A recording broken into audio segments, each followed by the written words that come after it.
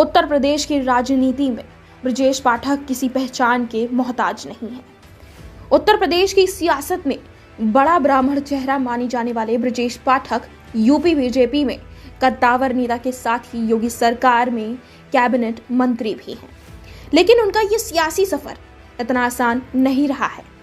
इस सियासी सफर में उन्हें कई उतार चढ़ाव का सामना करना पड़ा है। कभी बसपा का एक ब्राह्मण चेहरा माने जाने वाले ब्रजेश पाठक ने छात्र नेता से कैबिनेट मंत्री तक सफर तय किया है, तो वहीं मौजूदा बीजेपी के इस मंत्री ने अपने जीवन का पहला विधानसभा चुनाव कांग्रेस के टिकट पर लड़ा था, जिसमें उन्हें हार का सामना करना पड़ा। ब्रजेश पाठक का जन्म 25 जून 1964 को हरदोई जिले के मल्लावा कस्बे के मोहल्ला गंगाराम में हुआ था। उनके पिता का नाम सुरेश पाठक था। ब्रजेश पाठक ने कानून की पढ़ाई की है, लेकिन उन्हें अपने राजनीति जीवन की शुरुआत अपने छात्र जीवन से की है। 1989 में वह लखनऊ विश्वविद्यालय छात्र संघ के उपाध्यक्ष चुने गए थे। इसके बाद 1990 में वह लखनऊ विश्वविद्यालय छात्र संघ के अध्यक्ष चुने गए थे। इसके 12 साल बाद वह कांग्रेस में शामिल हुए और 2002 के विधानसभा चुनाव में मल्लावा विधानसभा सीट से कांग्रेस के टिकट पर चुनाव लड़े और 130 वोटों के करीबी अंतर से चुनाव हार गए थे।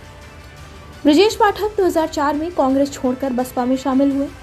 इसके बाद 2004 के लोकसभा चुनाव में वह बसपा के टिकट पर उन्नाव संसदीय क्षेत्र में सांसद चुने गए।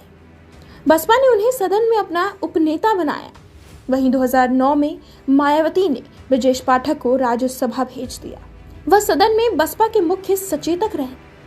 2010 में उनके साले अरविंद त्रिपाठी और गुड्डू बसपा के समर्थन से उन्नाव लखनऊ स्थानीय निकाय सीट से एमएलसी चुने गए। 2012 के विधानसभा चुनाव में बसपा ने उनकी पत्नी नम्रता पाठक को उन्नाव सदर विधानसभा सीट से टिकट दिया, लेकिन वह तीसरे नंबर पर रहे। मायावती की सरकार के दौरान ब्रजेश पाठक की पत्नी नम्रता पाठक राज्य महिला आयोग की उपाध्यक्ष रह चुकी हैं। उन्हें राज्य मंत्री का दर्जा दिया गया था। इसके बाद 2014 के लोकसभा चुनाव में ब्रजेश पाठक उन्नाव लोकसभा सीट से दूसरी बार मैदान में थे, लेकिन मोदी लहर में वह यह चुनाव हार गए थे और तीसरे नंबर पर रहे। उत्तर प्रदेश में होने वाले 2017 के विधानसभा चुनाव से ठीक पहले 22 अगस्त 2016 को ब्रजेश पाठक बीजेपी में शामिल हो गए। 2017 के विधानसभा चुनाव में बीजेपी ने उन्हें लखनऊ सेंट्रल विधानसभा सीट से मैदान में उतारा। उन्होंने इस चुनाव में समाजवादी पार्टी के कद्दावर नेता और कैबिनेट मंत्री रहे रविदास मेहरोत्रा को 5094 वोटों के अंतर से हराया और वह पहली बार विधानसभा पहुंचे। बीजेपी की सरकार बनने के बाद उन्हें कानून मंत्री बनाया गया। यूपी में इस बार चर्चा डिप्टी सीएम के चेहरे को लेकर है। हर कोई जानना चाहता है कि आखिर इस बार उप मुख्यमंत्री कौन बनेगा।